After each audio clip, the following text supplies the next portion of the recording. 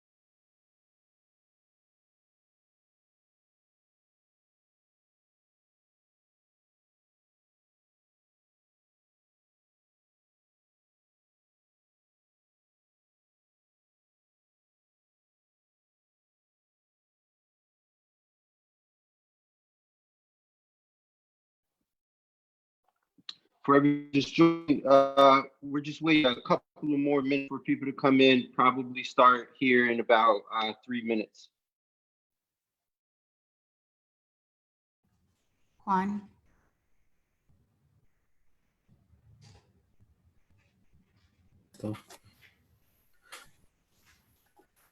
Hola, es Juan, el intérprete, solo para avisarles que dentro de poco empezaremos y si se pueden fijar en la casilla de chat, ahí está la información para aquellos que necesiten interpretación al español. Pueden marcar el número indicado y conectarse. También les va a pedir un código para la llamada, que es el número que empieza con 977. Para aquellos que necesitan interpretación en español, empezaremos dentro de poco.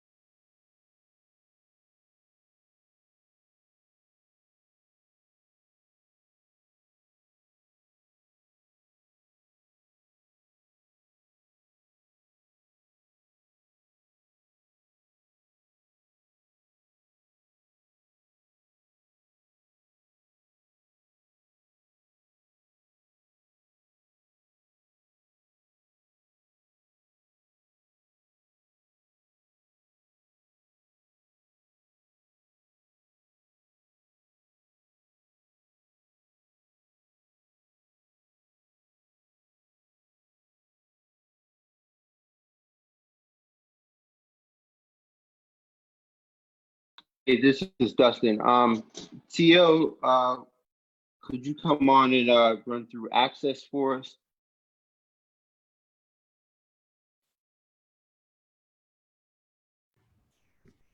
Hey, this is TL. Just want to make sure everyone can see and the captions are working. Really briefly, I am a Black young person with circle glasses, a brimless cap, a white long sleeve shirt, and a black vest. I want to make one access announcement about content, and that's that the content tonight will be very heavy, traumatic, and we'll be discussing illness and death. Please take care of yourselves as you need to. I know Dustin will expand on that in a little bit. The other access notes are about how to access, for instance, the captions. So for people who prefer to utilize closed captions, down at the bottom of the screen, there's a button that says CC. It might be green, it might be gray. Click on that, and you should be able to see captions. We also have stream text, whereas if you prefer to read the full sheet of captions, we'll drop that link right in the chat box right now as well, so you can look at the full captions. I'll stop there so Juan can interpret that.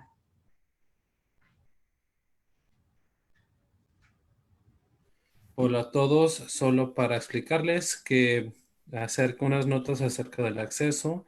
Tenemos tres maneras para acceder a esta presentación. Si necesitan subtítulos, van a aparecer debajo de la pantalla. Hay un botón que pueden hacerle clic, tener las letras CC y aparecerán los subtítulos. También tenemos todo por escrito en la casilla de chat. Ahí van a aparecer los subtítulos si prefieren leerlo de esa manera. Y finalmente también tenemos interpretación al español. Y el número está indicado, lo acaba de publicar Justin Gibson y es un enlace audio donde puede conectarse. Solo es marcar el número y después marcar el código que empieza con 977. Y también finalmente solo una advertencia que los temas que vamos a hablar aquí pueden que sean un poco dramáticos. Hablaremos de muerte y de enfermedad para que se cuiden si es necesario. Gracias. And this is TL again. Thank you, Juan. And so Juan has announced that we have Spanish interpretation as well. The link is provided in the chat. And I think that's all you might need from me, Dustin. One more thing related to captions is that you can change the size of them if you want them to be larger by going up to your settings. And one more thing is if your screen is showing too many pictures and you prefer to just see one or two pictures, you can go up in your settings and change your video settings to hide non-video participants. And then you'll only see the videos of people who are have their cameras on right now. So that would make it so the interpreter screen is a little bigger. And we'll let Juan just interpret that and then we'll go to Dustin. Thank you. Una nota acerca del acceso visual. Para aquellos que dependen de los subtítulos, hay manera de cambiar el tamaño. Solo es ir a las configuraciones que se encuentran al lado derecho de la pantalla, hacia arriba. Es solo cambiar las configuraciones. También si se les hace demasiado agobiante ver muchas personas, muchas pantallas, muchos videos en la pantalla, entonces también pueden en el mismo, las mismas configuraciones también pueden escoger solo que aparezcan las pantallas que están en vivo y ahí en las configuraciones van a escoger esa opción. Gracias.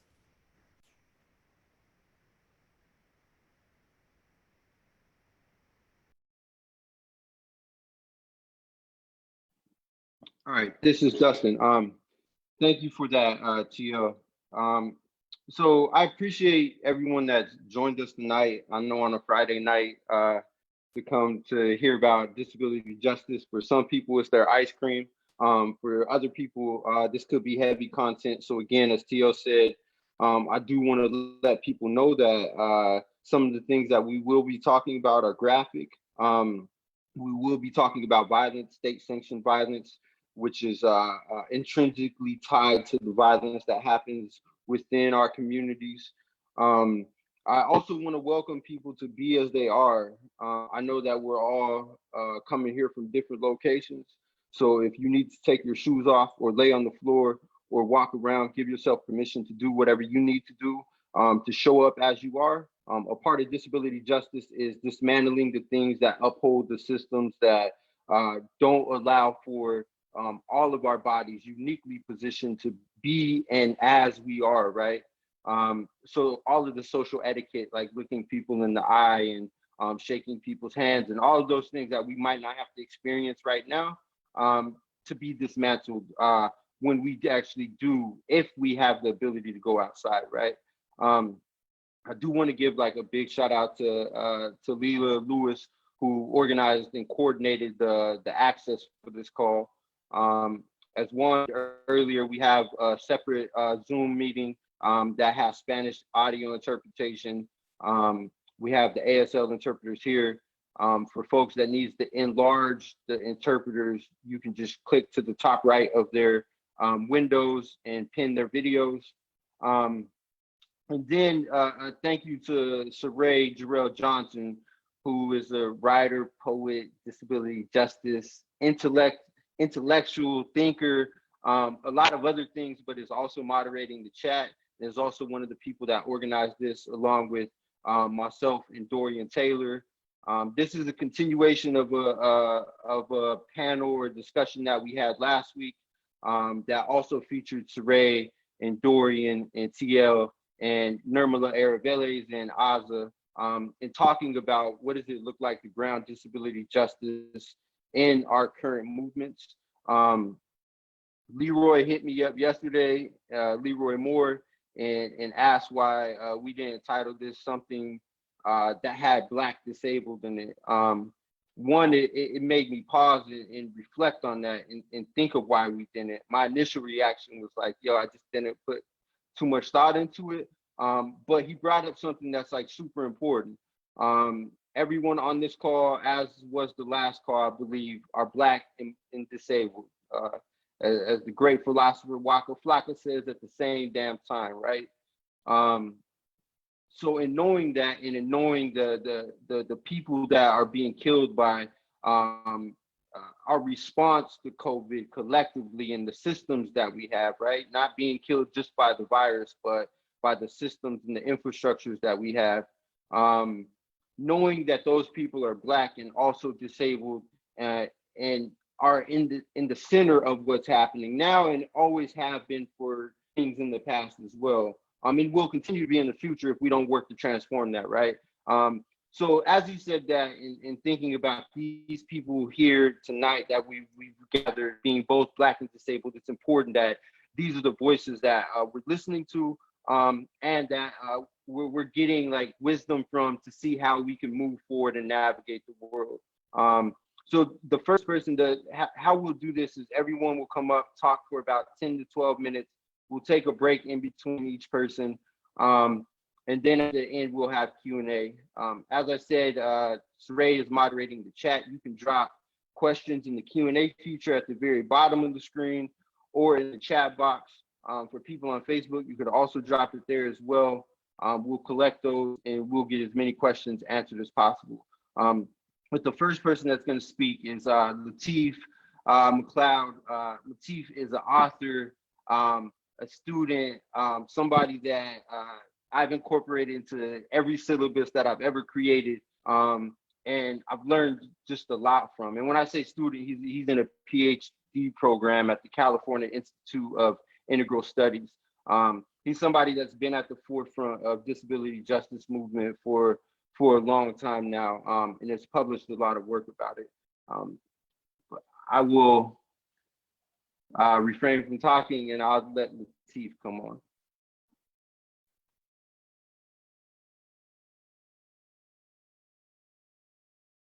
Good evening, everyone. I am Lateef Mcleod, a grad student in the Anthropology and Social Change doctoral program at California Institute for Integral Studies, and the vice president of the lead committee for the International Society for Augmentative and Alternative Communication.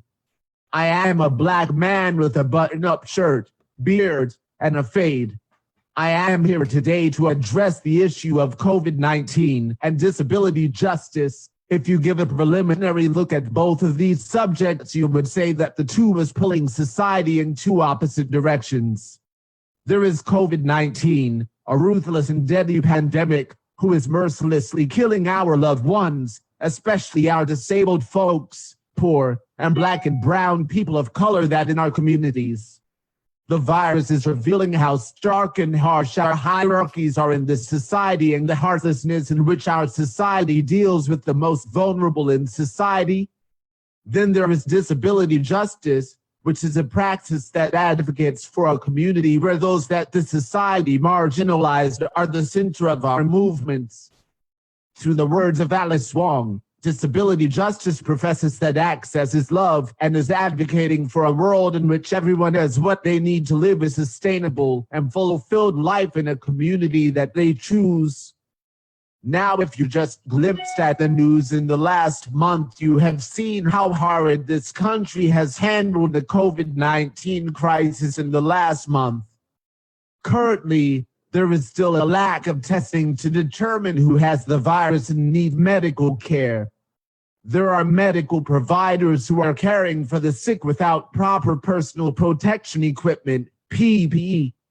There are people with disabilities who are in danger of being denied care because doctors might prioritize the care of able-bodied people over them. People with complex communication needs that they had before COVID-19 or because COVID-19 are having care providers so that they could help direct their care.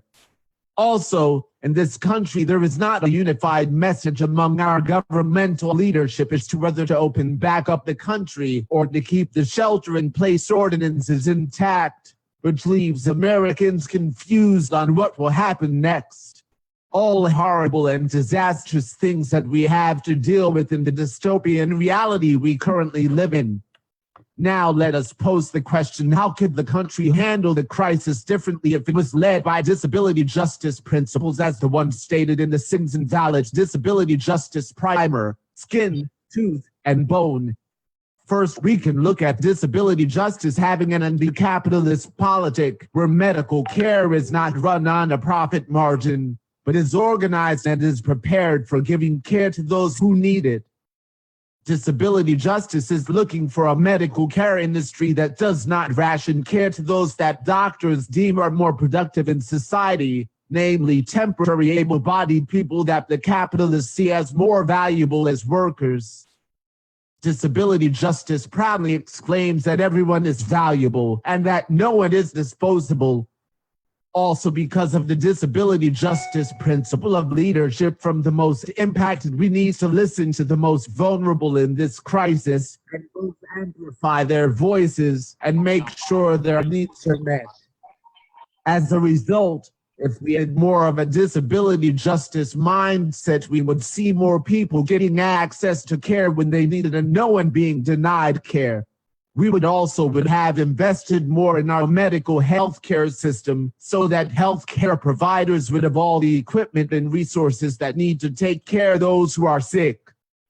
Also, keeping in mind the most vulnerable to communicable diseases in this country, we should listen to scientists and health professionals for when it would be safe to venture out in public again.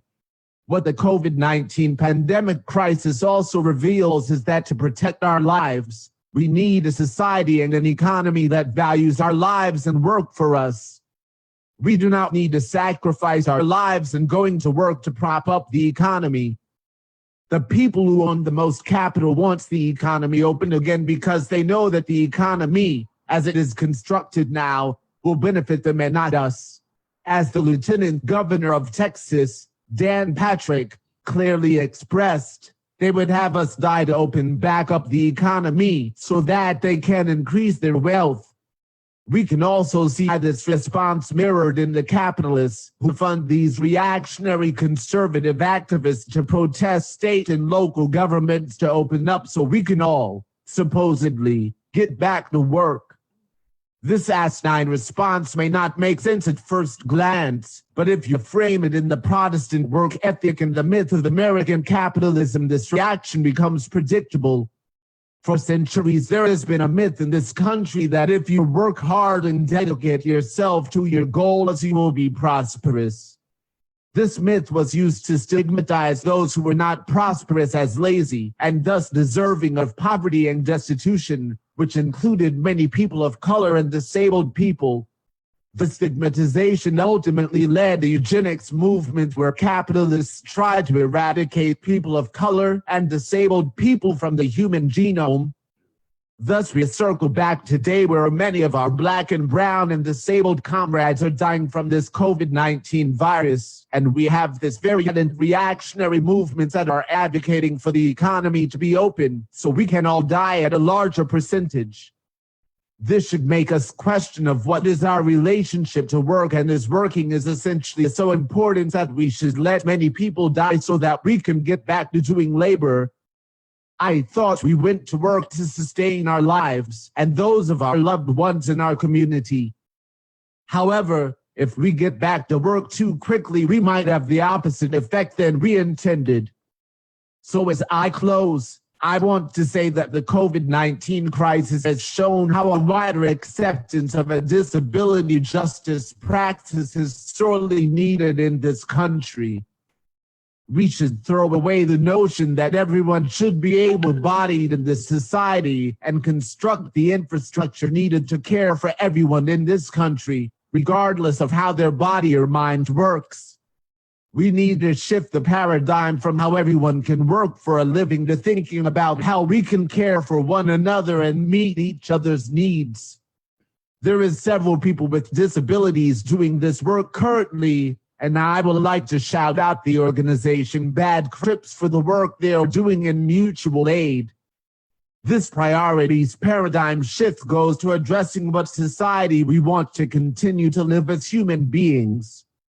Do we want to continue to live in this capitalist society where everyone has to work to prove their worth to society, or do we want to live in society where everyone has their needs met regardless of who they are and are free to realize their full potential? This is a question that we need to ask before the economy opens back up so that we can push society in the direction we want it to go when it does. I will leave it there, and I thank you for your time.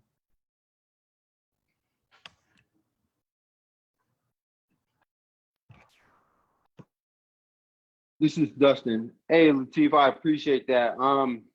Also, for folks listening in, Lateef's information is being dropped into the chats. Some places where you're able to contribute to Lateef's work and where you could find some of his work as well. Can I just do a quick access check-in to see if folks are experiencing any issues with the interpreters? If you are, could you just drop something in the chat right now?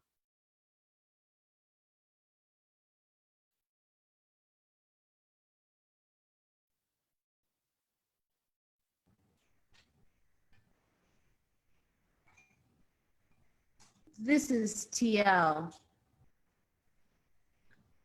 So the feedback from the chat was that from time to time, there was a freezing happening with the interpreter. I was getting that also with both the Zoom and with the Facebook. So, but I think because we have a switching of interpreters coming like now, we might be okay. And then I think Shannon will check her internet connection, maybe drop off and then come right back on and see if you get a better connection. And that should resolve it. But if not, keep chatting with us. Thank you.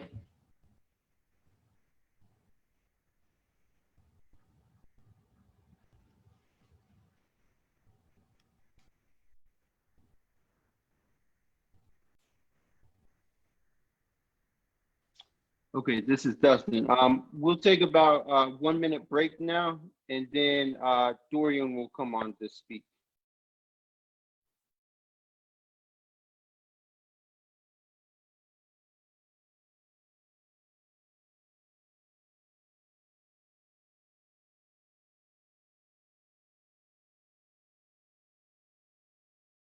Hey, Lateef, we have a question from Facebook that asks what organization you shouted out at the end of that. Would you mind repeating it? Hey, so, Lateef, we have a question from Facebook that asks what organization you shouted out at the end of that. Would you mind repeating it? So, was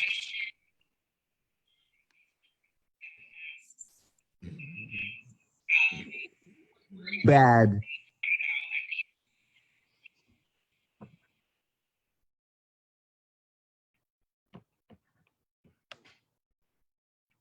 Bade.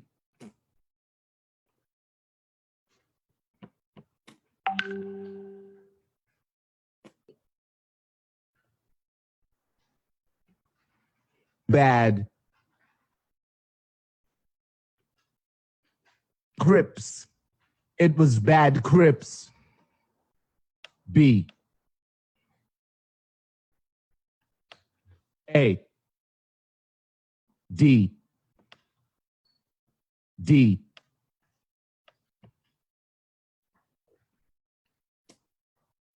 Space. A. D. C. R. I. P. Space. S. C. R. I. P. S. Thanks, Lateef.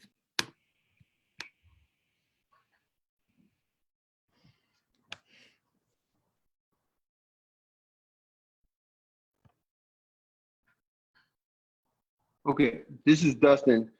Hey, Lateef, why until Q&A, could you pause your video?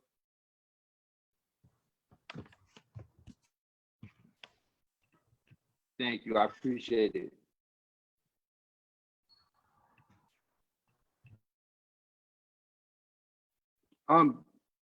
So the next person that's gonna come speak is Dorian Taylor.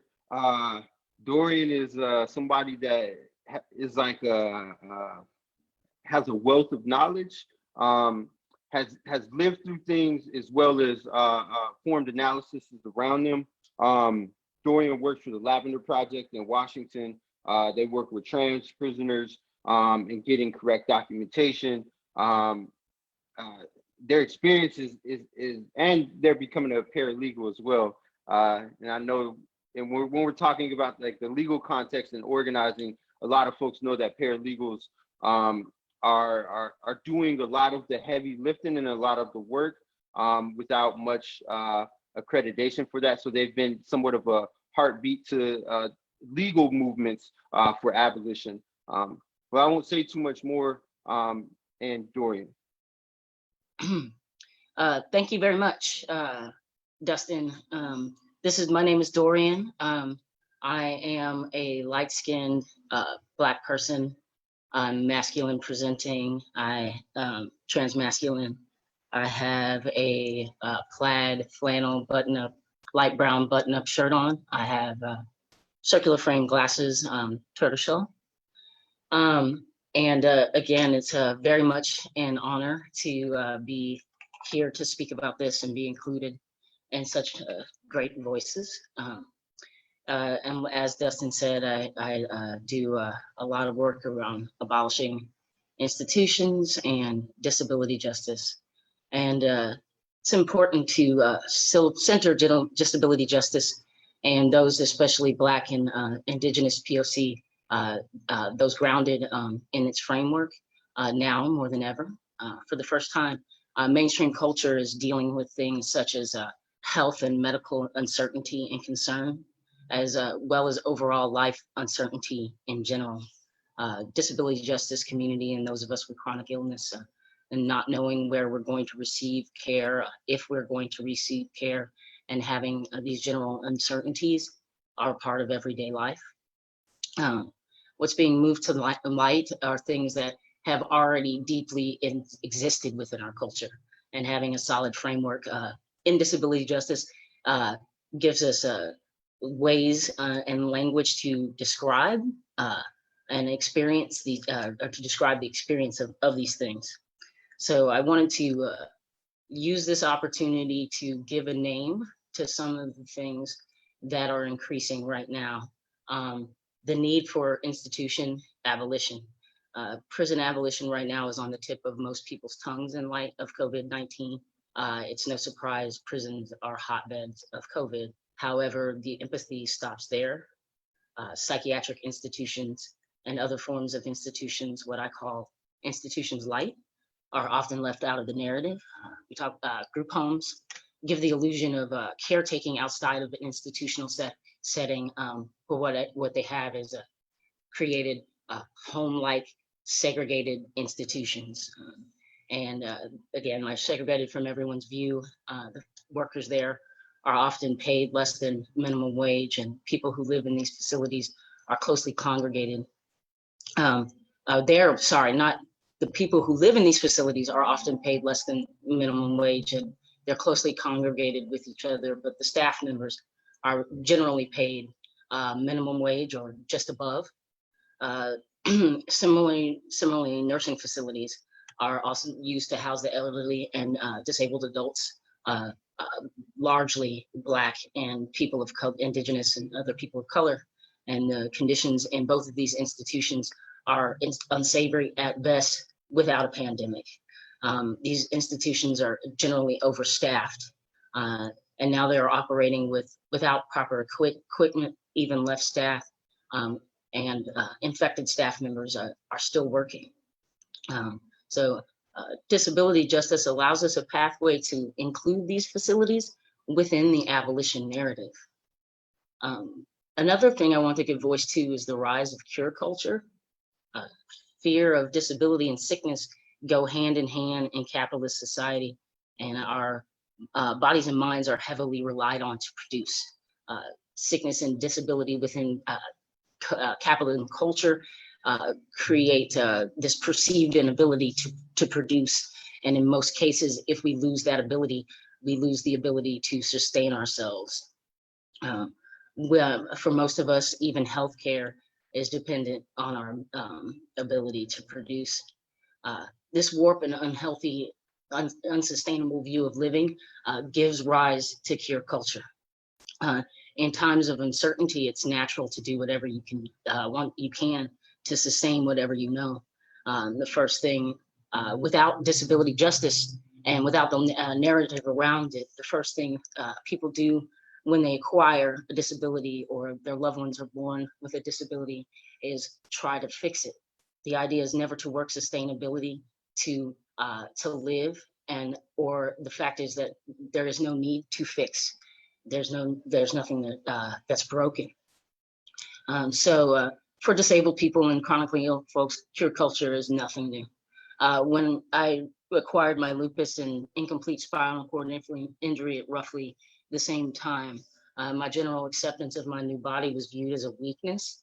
And many people in my life would ask if I would have been willing to go through possibly life-altering treatments with the hopes or the guise of a cure. And there are many ways that we see this cure culture playing out in the pandemic with Donald Trump and his medical advice and the erroneous claims about house cleaners such as bleach are nothing new. He's playing on people's desperation to fix it, coupled with an overall distrust of the medical industry and people grasping at straws. The lack of history around these types of false cures created an onslaught of means encouraging the death of those who are desperate individuals.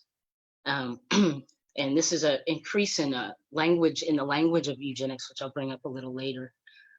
Miracle supplements, miracle mineral supplements, MMS, the CV protocol has been pushed for a cure since at least 2006 when Jim Humble self-published this book, The Miracle Mineral Solution of the 21st Century. It's basically you mix a mixture of sodium chloride and citric acid in water, and with absolutely no trials to claim, reports it was falsely claimed to cure anywhere from HIV, malaria, hepatitis, colds, and is still being widely pushed as a cure for autism. And one of the principles of disability justice is leadership by those who are most impacted. Unfortunately, for those of us in the autistic community, our parents are often listened to before us. There's often empathy placed on the parents of autistic children and hardly any on the child themselves. The empathy towards parents is based on that same need to fix. It terrifies us. And so this dismissal of parents poisoning their children because they're desperate, and people's empathy towards that parents shows how easily it is to dismiss eugenics in our everyday narrative. If you're willing to poison your child to fix them when nothing is wrong. And this is not just the case in autism, but what that does is it sends a message that you're willing to risk death rather than keep your child just as they are. So, I'm being signaled that I need to, move on a little bit. But so we dismiss these people as laughable and worthy of death if they're grasping as straws, as eugenics is some sort of cure, and it's a part of everyday culture. And another thing I want to bring up really quickly before we go is this fix-it brings the rise of medical grifters. Medical grifters often in the pandemic often have this background in anti-vaxxism and cure culture, such as Rashid Buttar and Judy Mikovits, and they feed off of medical grifters, feed off these human uncertainty and this capitalist need to fix and cure everything. So hopefully bringing the language to this gives an idea of why it's important to include disability justice in the mainstream narrative. So as many Americans will never recover from COVID with the ability to be fixed by capital standards, we'll see the rise in acquired disabilities, and the narrative of those who disposable has to change. So with uncertainty also comes preparing ourselves for the absence of a cure. How will we adjust if there is no cure? It's okay to not be fixed. Our culture was built to be broken, and it's probably not a good idea to return to as it was before. And maybe COVID-19 give us an opportunity to change this narrative and framework in the future. Thanks a lot. This is Dustin. Appreciate that, Dorian. As you were saying that, I was thinking about how for a lot of disabled people, how eugenics is, or eugenics against disabled people is also a part of the mainstream. When we think about eugenics, thinking about it as something that was a fringe movement. Even when it was at its height, it was not a fringe movement, right? This is TL. Sorry to interrupt. Dustin, do you mind pinning the interpreter, please? Hey, TL, interpreter is pinned. Hold. Okay. Maybe if we take just like a quick break here before we transition into Leroy and then work through the access. Yes.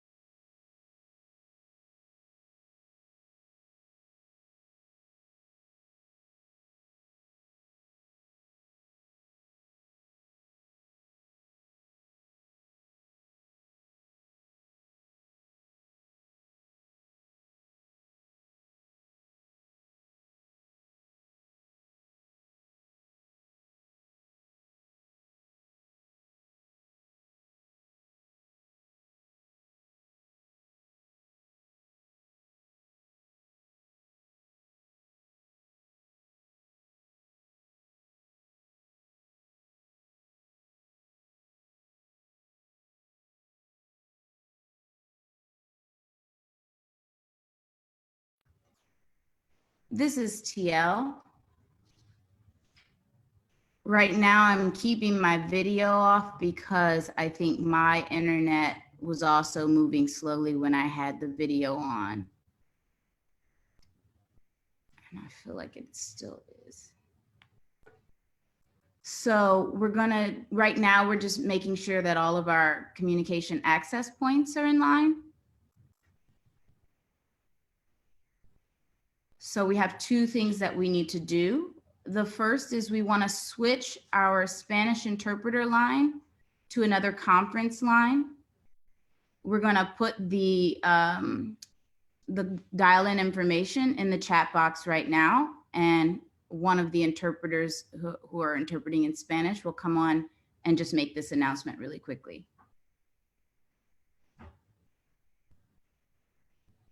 Hola, ese es el intérprete, solo para avisarles que vamos a cambiar de línea telefónica. El nuevo número ya aparece ahora en la casilla y también el código de participante, así que vamos a cambiar para aquellos que dependen de la interpretación en español, favor de cambiar a el otro número indicado. This is TL. Our second announcement is that we want to just do a quick test with our other sign language interpreter who has rebooted their computer system now, and we're hoping has a better connection. So right now, Rodney's going to disappear and we're going to have Shannon pop up, and we're just going to do a quick test.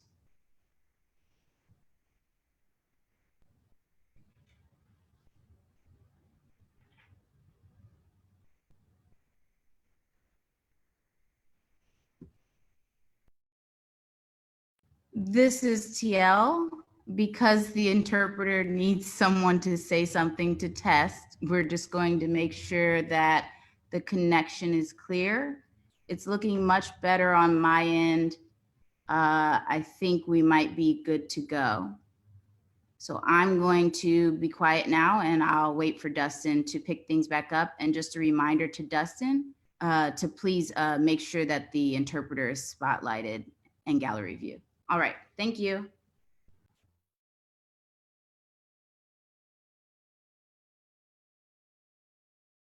Cool. This is Dustin.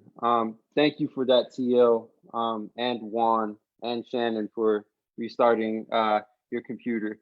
And if there are issues that continue to arise, just make sure that you drop something in the chat if possible to let us know, and we will take pauses as need be to figure it out.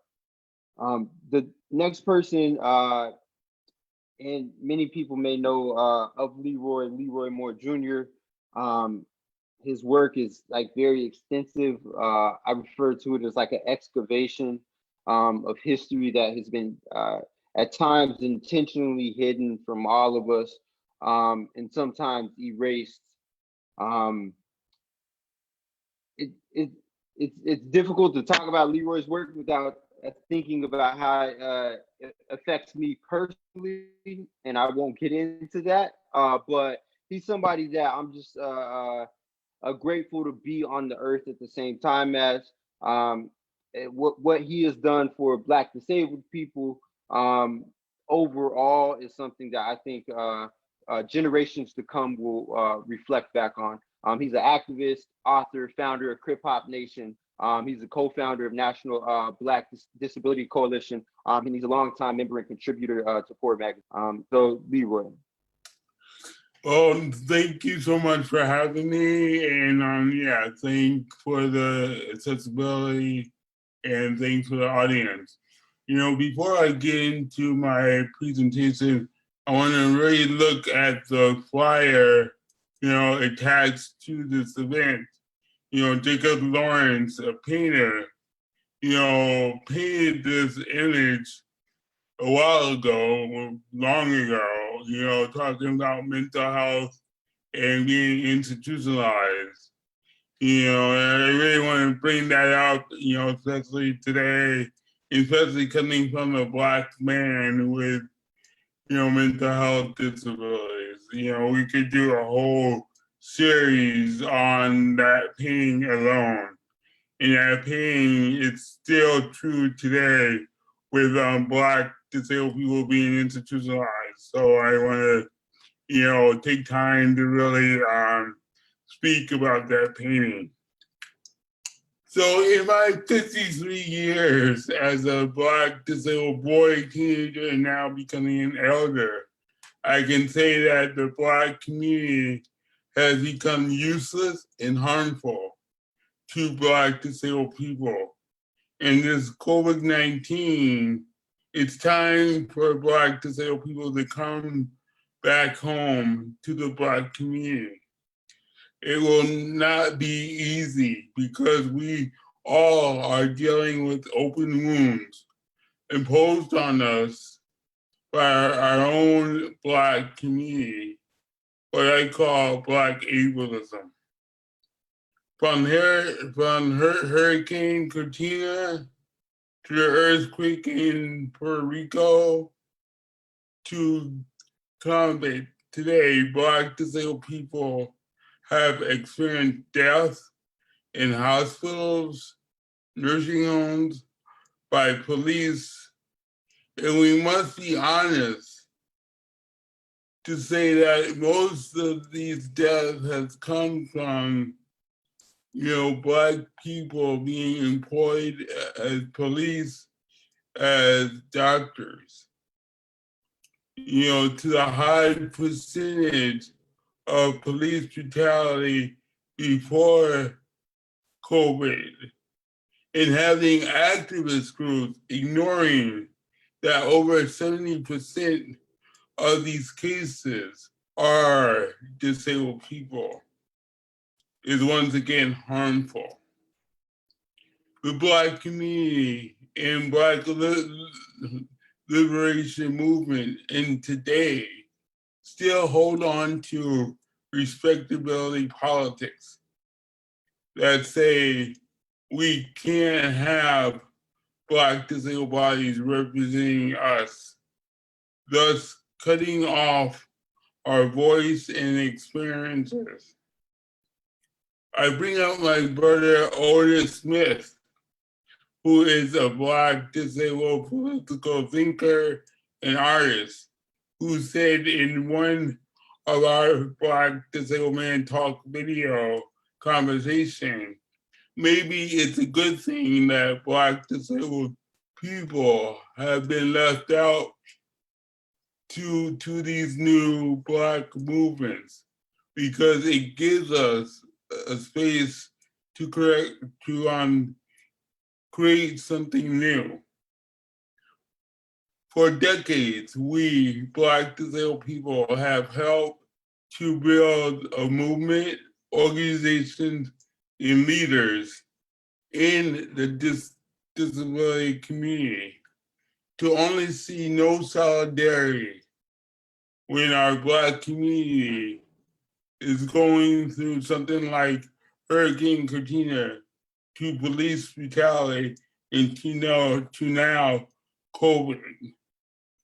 Can we pick any recent Black movement that has deep involvement, thus learning from Sins and Valid Disability Justice, Queer Pod Nation International Cultural and Political Work, or Poor Magazine Poverty Scholarship, or Harriet Tubman Collective online work, or the National Black Disability Coalition work?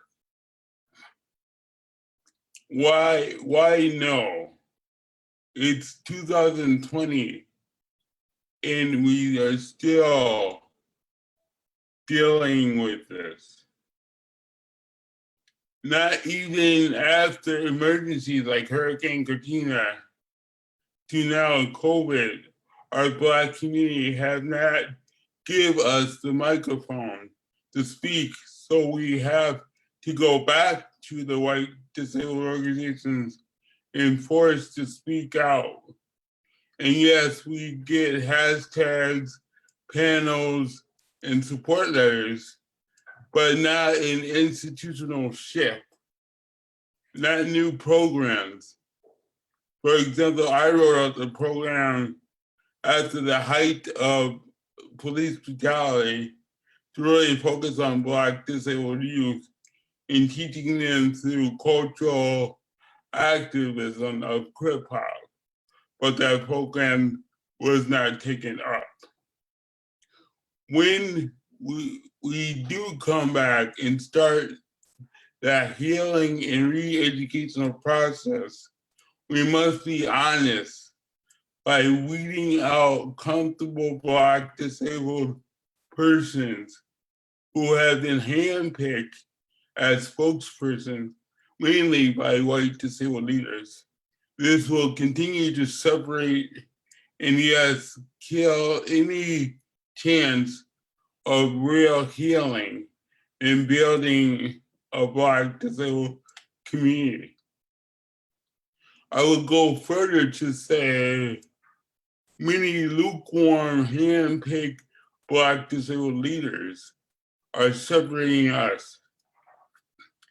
A job, a job is dangerous because it not only puts off the healing process in the Black community that needs to happen with stripping of this ableism that was forced upon us during slavery and never got the re-education because of racism.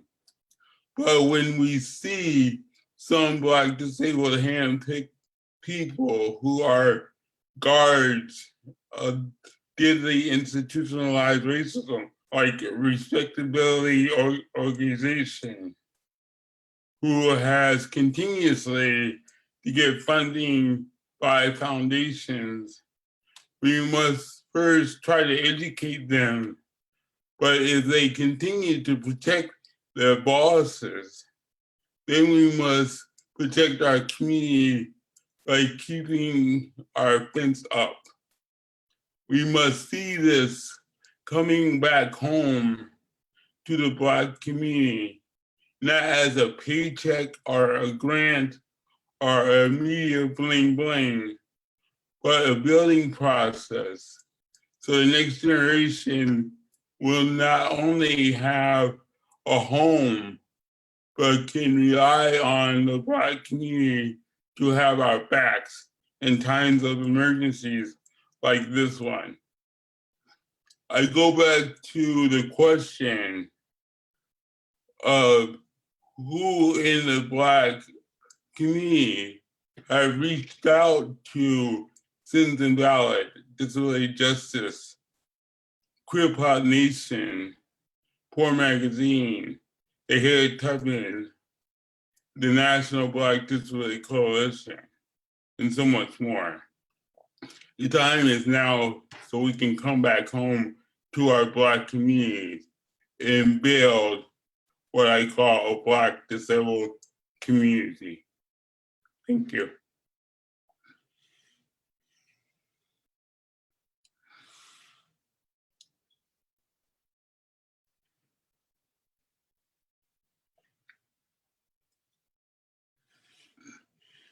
Okay, we're gonna take a brief pause before Elandria comes on.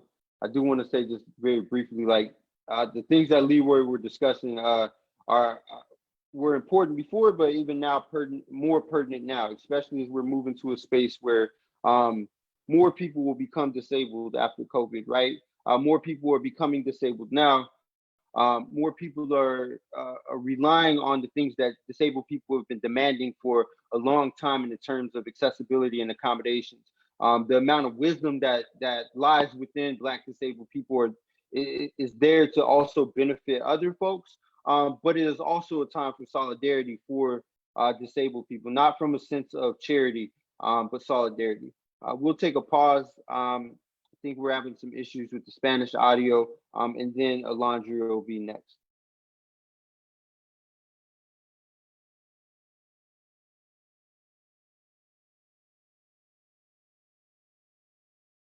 This is TL again. Oops. With another announcement. Apologies for the difficulties. We have another.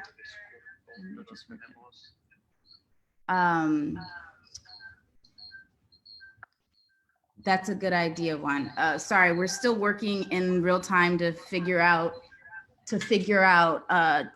technology around our Spanish line. We're just getting a little bit of feedback. So Juan is actually going to turn his sound off and interpret directly from sign language to Spanish. We'll be, I think, back on the original Spanish interpretation line, to be clear.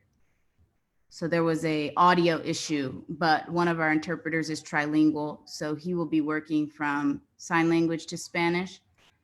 Please go back to the original Spanish translation line, and both Nancy and Juan will be there working with you all from there, and thank you for your patience.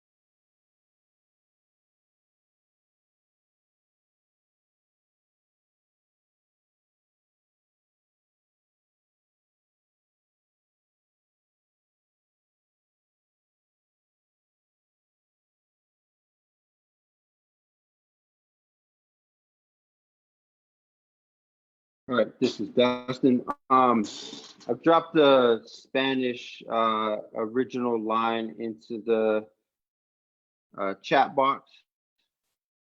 The next person up is Elandria Williams. Elandria is the executive director at People's Hub, which is an online skill building, movement capacity building resource for folks. Also, she has done a lot of work internationally. She's done a lot of work with co-ops in the South. Quite honestly, her resume is like very long. And I would just frankly say that Elandria is like one of the smartest people that I've met. And when I say smart, like an analytical person that's able to see the connections between different movements and also provide actionable items that we can do to create more connection. And Elandria.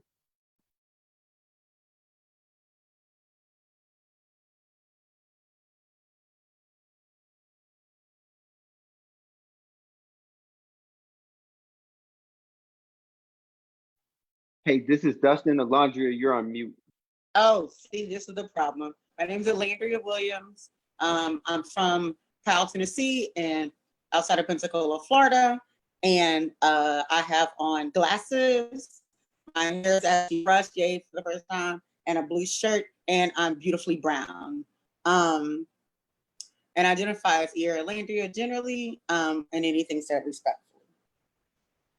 I come from a place, I'm going to a place, I am, and I am.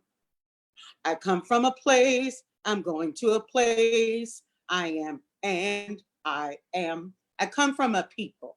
I come from a people who have always been sick. I come from a people who are from the South, who have been brought over by slave ships. I come from a people who literally are fighting for their very survival. I come from a granny who had lupus, who told me that, baby, they're not gonna take care of you, but you sick. You've been sick since you were a baby because you were born a pound and a half. And so you will have to fight, you will have to struggle, you will have to do everything to make it. And that your people around you, they can love you, but they may never understand, and may they be the very people that kill you. I come from a people who drink natural, try to drink natural gas, who've been in toxic waste dumped. And so the reason, and I sit with, like I come from a people who were in the movements, who've been in movements the whole entire time.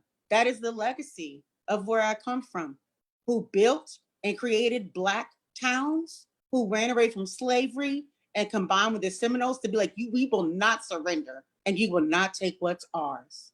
I come from a people who believe not just in talk, but in implementation. And that if we were going to actually make it, we were going to have to create all the things we needed and to be ready for white people to not take our stuff and be ready to be like, I will shoot you if you get in my way. I come from a people that are brilliant and beautiful, some with degrees and some like me with not a one. I come from people that in the midst of the COVID, like my twin, is having to work at the Hobby Lobby, like it is really an essential service. I come from a people who are dying. I've lost 20 people to COVID already. People that I know that are desperately ill, and nobody actually gives a damn because the whole South has opened up in the midst of people being like, I need my Jordans. No, you don't. I come from people who literally are like, I want to wear every cent possible. And my false healing, even though it might kill you, I don't know if I care because my sense and my products and my everything matters more than your being okay. Because my security is rooted in brands and things that don't even match her. So where I know I come from is also a people that are like, how do we build solidarity economies, right? How do we create the world we want? I went to Italy and got so blown away by like what was possible, right? Like what it means for people that are disabled to own their own reality, period. And I'm like, why in the planet in the US can't we do the same? We are so stuck on arguing about little things that instead of being like, we're going to be like the 30s and create all the things we need. Because them Black women in the 30s were on fire. They were not trying to ask nobody for no grant money. They were like, we must do what we got to do for ourselves. And so my mama got to go to a community school. NAACP chapters got built. People started little league teams. They did all the things they knew were needed for us to be okay and to know that the white people will never give you what you wanted. That is not their point. So now we are today reliving the Tuskegee experiment. We are now today even clearer, if people weren't clear before, about all disposability and worthiness. And so I would like to have us do a moment about worthiness, because I feel like that's the question of the day. Do we believe that we are worthy? I don't come from disability justice organizing traditionally. I come out of movement organizing, like in youth and generational organizing. And yes, most people were disabled, right? And are sick, but I didn't feel like I belonged because half the time my disability is not visibilized and other times it is. And I was like, as someone that has a visible and invisible, do I actually belong? Where do I fit? But I am done with that conversation because I'm like, I can't breathe. And people don't actually care. And like, thanks to TL and Dustin and other people who made me feel like it's okay to be in the movement. So I am very grateful. And it's not that it's the first time, but it was one of the first times in a movement space where people actually were like, why can't y'all like stop? Because most of the movement spaces I've been in have been like, I'm throwing you away, or like, you're only good for what you can give me. And that's what I hear all the time in the community care clinics I run and other things. So here we go. Whew. We are worthy.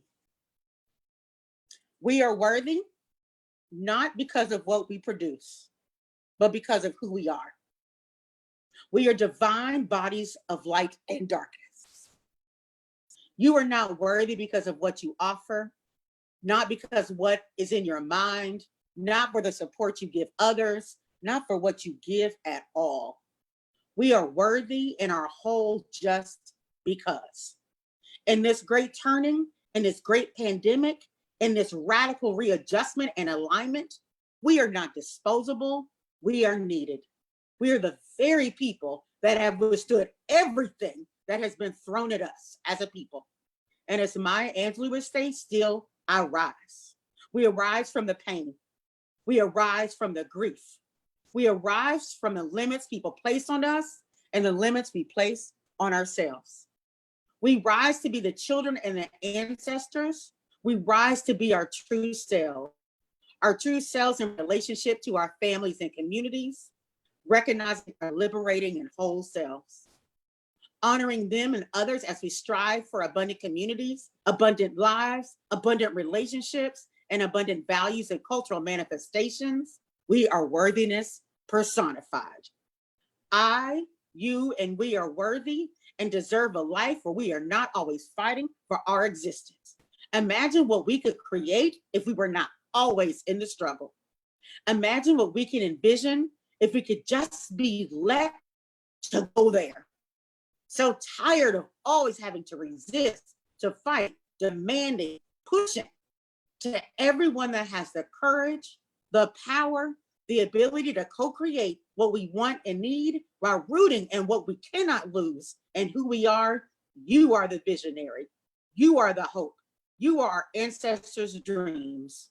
No, you may not ever end up on a list somewhere, but you are in on a list in someone's heart and mind. And if it's in how you move in the world, so people can see by example that you are the embodiment of what we need. Thanks to all that are the embodiment not of productivity, but the embodiment of radical love, care, and sanctuary. It's time, embodiment time, embodiment, living one's values out loud. Let me every day live my values out loud. Let us every day live our values out loud, embodying our values, not the productivity quotient, beyond productivity, past productivity, to embodiment life. So the challenge I have for us today is to straight up go and be like, I am not allowing you to tell me if I am worthy or not. I am not allowing you to tell me what we could actually create and build as a people, period. Whether it's our parents, grandparents, best friends, bump them. It is time for us to be like, we must go. And so part of the reason why I said yes to People's Hub is we have all been in isolation for a long time. I'm in isolation, but people try to, like that. I'm like, you trying to kill me. So I'm gonna be isolation from me. So since we as a people understand what it actually means, like literally, to move when we feel like we can't move no more, to actually like go when we feel like we can't anymore. And for people to be like, I have been told I have been lazy. I have been told you just don't want to do. I have been told so many things. And I'm like, dude, I can't even move right now. Bump you. So the thing that I think is really important, I'm going to leave on, is for us to like really, really, really root. And what is the world we want? Real. Not the little horizon. I live in the mountains, y'all, but like way out, right? And for that to be our guide. Thank you. I think I talked too long. I apologize.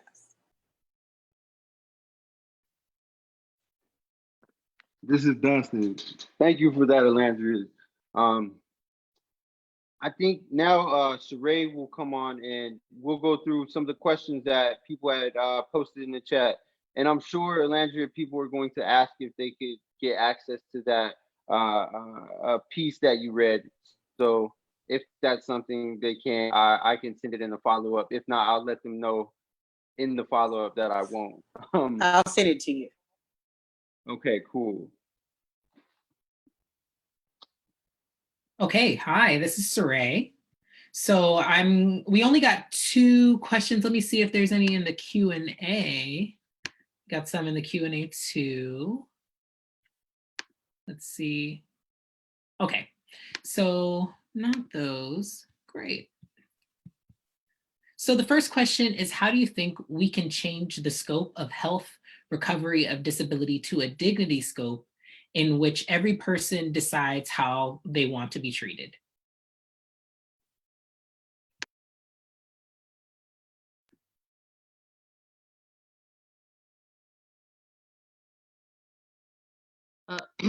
This is Dorian. That's a great question. To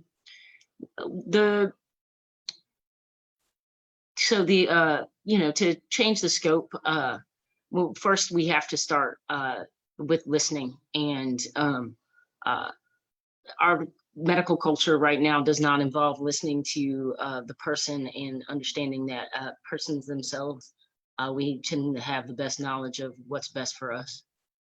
So I think that's a great way to start with the changing the narrative, and I think this even includes asking children what's best for them.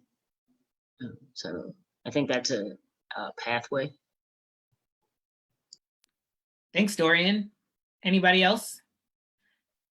The thing I would just add, and other people probably know more than me, I think exactly what you were saying, ask people what they actually want. The thing that I feel like I've gotten, so I do work internationally, and the thing I feel like I've gotten in other countries in general that we don't do super well here is the concept of the village, right? And that everybody in the village is needed, wanted, and ready to create, right? And that even in places that are more city, where people have crafted solutions that are city-based solutions, people with disabilities own the solution, right? Like, it's not, I'm doing for you. It's like, no, I own my solution. Like, we are like co-owners school. Like, so I think the concept of like what it means for people to literally be in charge, like institution, like, I don't want to use the word institutional, but I hope people understand what I'm saying. Like a structural in charge, and not just, I ask somebody, and I think it goes back to, I ask the one person to like actually know it's about collective ownership and control. Because I think that's the part around cooperative and solidarity economy, is that it's not about a one person solution. It's like, what do we need for community care and community owned things? So it's not like one person can take you down, right? It's actually a different thing. And so I've got like examples that I'm happy to share. And there's also some websites. There's a project I'm involved with called Beautiful Solutions that's literally lifting up solutions like this in every country in the world. And so happy to share with people. Thanks, Elandria. Okay, our next question is, what's the relationship between disability justice and disability pride, especially acknowledging the added ableism that can make it harder to claim disability identity in already marginalized communities?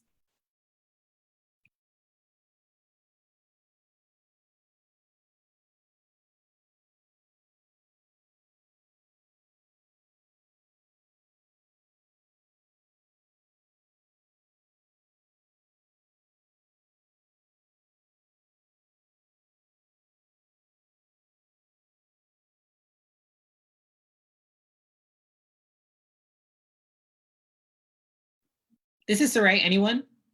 Or do we want to move on to the next question? I can go. Can you hear me? I can hear you, Leroy. Okay.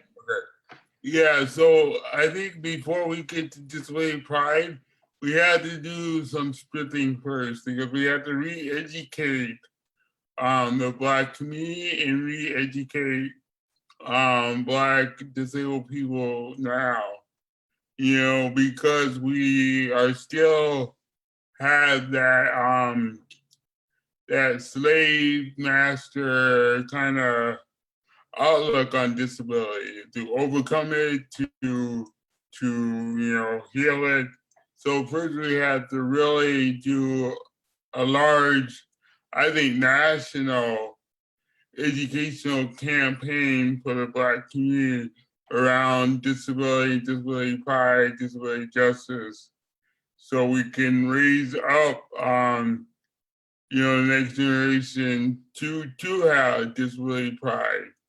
But we have to first lay down that education that never been there from the beginning.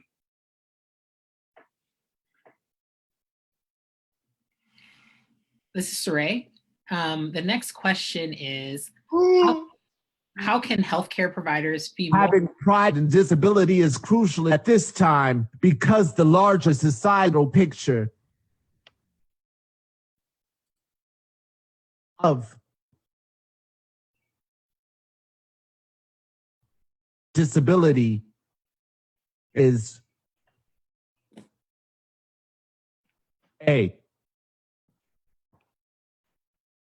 so horrid, still,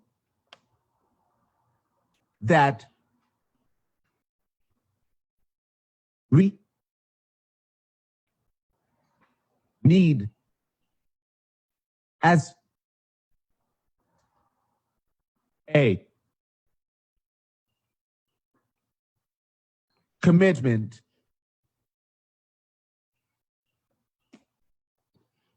community to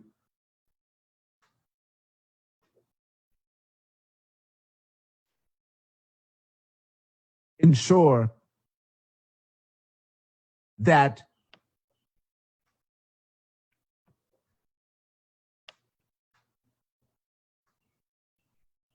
each other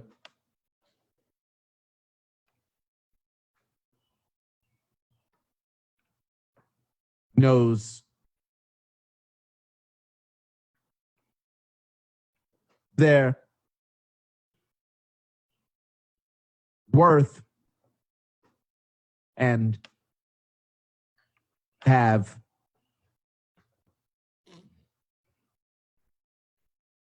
pride in that.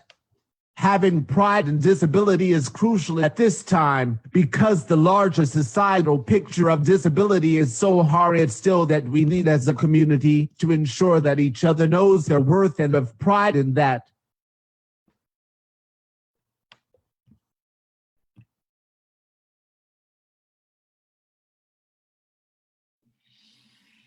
This is Cyree. Okay, thank you, Lateef. The next question that came through is, how can healthcare providers be more of an ally to the disabled community? And do you think the medical community perpetuates ableism?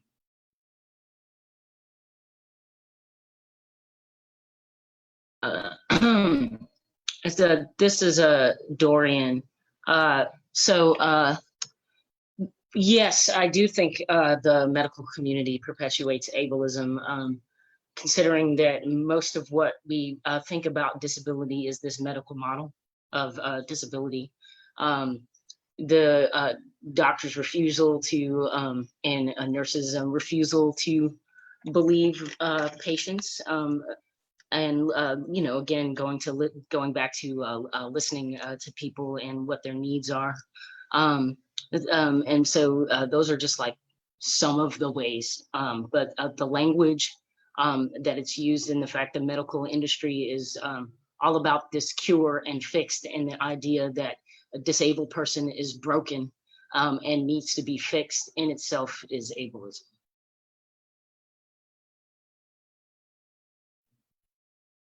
And this is Elandria. The only thing, I feel like that is so true. And I feel like I am grateful to other people who have the same chronic illness and disability that I have, because without them, I actually would be really in bad shape. And so I live in a rural place, small town place, where doctors, I have to basically tell them what to do about my own meds, really, and about like what I actually need, because they don't actually know. They're not doing any research. Beautiful people sometimes, but like, I think we have to be in control of our own health and really be like, who else knows what is going on, so that we actually are not somebody's guinea pig.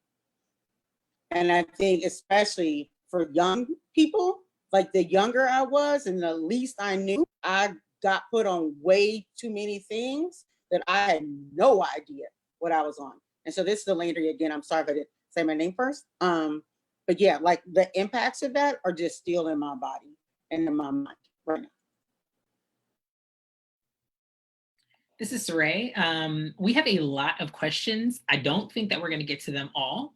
So just know that if you're on the call, it's not because I'm being picky choosy over here. We have a lot of questions. So the one after that is, what do you think the first step is to move away from the present system?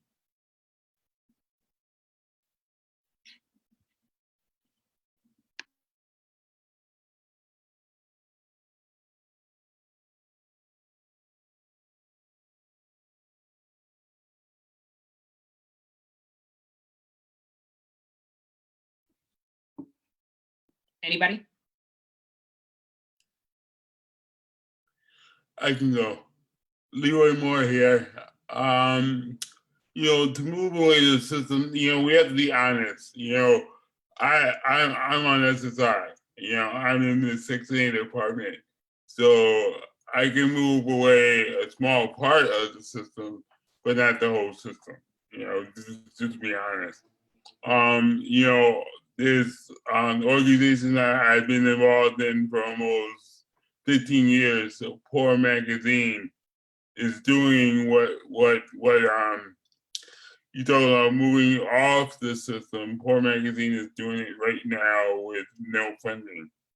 They practice what they preach, and because of that, in 20 years of doing it, they have a small piece of land that they're building houses right now. Not Section 8 housing, but housing for poor people.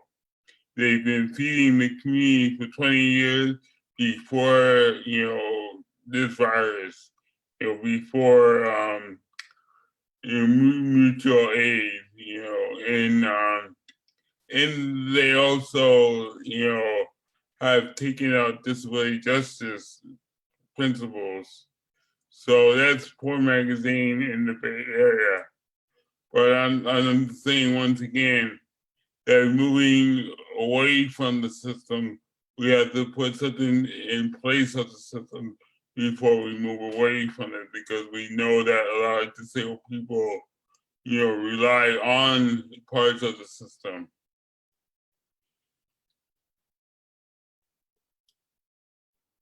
This is Cyree. Thank you, Leroy. Our next question is, what advice that you want young Black disabled person like me during COVID-19 and afterwards, and also being a leader in the Black disabled community?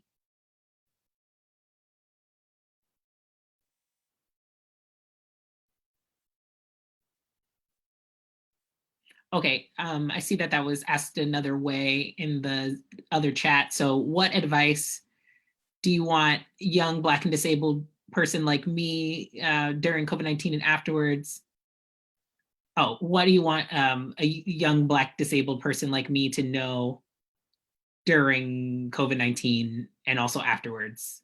And maybe talk a little bit about being leaders and becoming leaders in Black disability communities, disability justice. I just want to say one thing, this is Elandria. I think the biggest thing for me around COVID and in general is that disabled people have actually always been in hybrid spaces, right? Like we are not going to go back to where we were before, nor should we ever go back to where we were. And now we actually have to push forward to a new reality and a new way of being, right? And so I'm happy to send later, I wrote a whole thing around hybrid spaces and what it means that like what in person, we are in person now, right? And so to shift the language from in person to on site, and to shift the language from to like on site and virtual, right? Because you're never going to go back. And the real question is, for some of us who can't travel, who need to travel less, who need a whole different thing, how do we create space where all of us are like whole and where we're actually moving? And there's like definitely new organizing strategies that have to take place. Some of them need to be learned from rural disabled Black people, right? Who do not live in cities with public transportation, i.e. where I am, right? And so we've had to organize a really differently than our fellow peoples in the city. And so I think like how we hold all of the Blackness and not just the pieces we like, right, are going to be really important for us to be like, how do we craft a different way for Black disabled people moving forward? Because even in our disabled communities, some people are like lifted up in a way that other people are not. Thank you. Leroy here, just a quick one. You know, for Black disabled young leaders, one thing is really be critical of everything. I give you an example. Back in 1979, before computers, me and two other Black disabled boys at that time did a letter campaign for 2 months to Black leaders, the NAACP, Urban League, and wrote them to say why we don't see Black disabled anything. And that was 1979. And we took it on our own shoulders to do letter campaigns. That is called critical thinking. So being Black and disabled and young these days, you really critical think what was going on in society, and if you don't like it, you know, get down to work with other people that hold the same viewpoint, and you know, do what you can do locally. What me and my friends back in 1979 did a letter campaign for 2 months. That's what we did. So yeah, so just be critically thinking and always ask questions from elders to youth to organizations.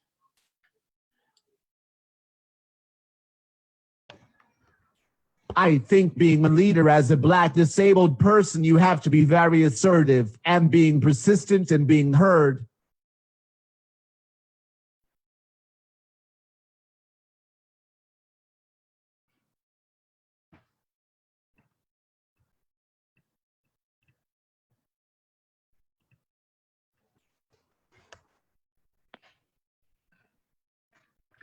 All right, thank you, Lateef. This is Dustin.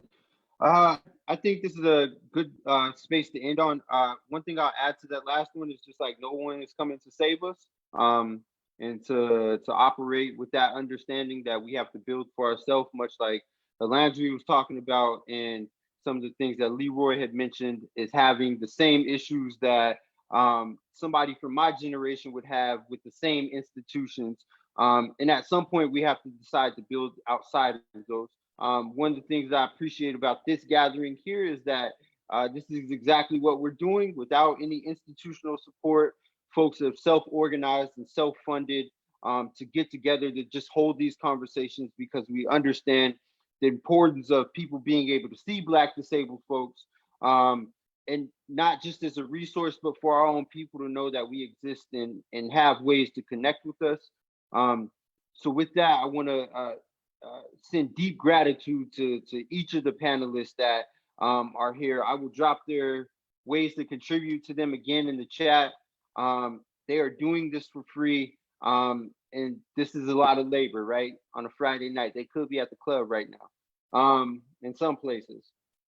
Another gratitude to extend to Talila, who has been behind the scenes coordinating all of the access up until the webinar and during the webinar. Cyree, who is one of the people that organized and thought through this and has been doing a lot of coordinating and has also been moderating the chats and whatnot, and Dorian as well. And give thanks to the Spanish audio interpreters for also working with us through the access issues, and the ASL interpreters as well, who have been switching off and working through the issues with us. I will send an email to everyone who registered through the Zoom link with the recording of this. We'll see how much of the Spanish audio is there. And follow-ups and connections to all the panelists if that's something that folks are looking for as well. I appreciate everyone who spent time with us tonight. Captioner And as take well. care. Thanks to the captioner as well. Captioner as well. Thank you. Thanks for the reminder, Tio. All right, take care, everyone.